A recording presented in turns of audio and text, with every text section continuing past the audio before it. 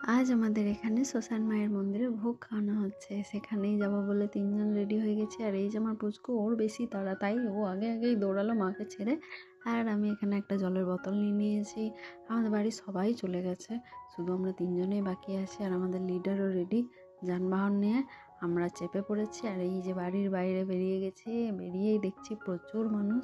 আমরা ভাবলাম আমরা দেরি করেছি, কিন্তু না, অনেক মানুষই যাচ্ছে। তাই ভালোই লাগলো, অনেক ভিড় দেখলাম অনেক দিন পর। আর এই যে বলতে বলতে চলে এসেছি মন্দিরে। মন্দিরে অনেক ভক্তবৃন্দ ছিল, তাদের ভিড় কাটিয়ে মাকে দর্শন করে আশীর্বাদ নিয়ে আমি বেরিয়ে পড়েছি।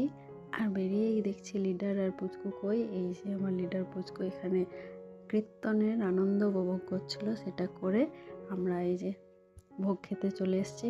পাতা নিয়ে নিয়েছি, আর পাতা নিয়ে আমরা বসে পড়েছি ভোগ খেতে। আমাদেরকে প্রসাদ দিয়ে দেওয়া হয়েছে, যে আমাদের খাওয়া হয়ে গেছে। আর এই যে আমাদের লিডার চললো আগে আগে, আমি পেছন পেছন।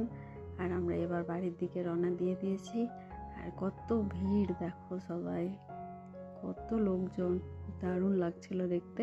আর এখানে একটা বেলুন বিক্রেতা দাদা ছিল, সেখান থেকে একটা বেলুন নিয়ে নিয়েছে আমাদের পুচকু। এবার আমরা বাড়ি যাব। তো দেখা হবে এরকমই ছোট্ট ভিডিওর সাথে তোমাদেরকে। Tata, bye bye.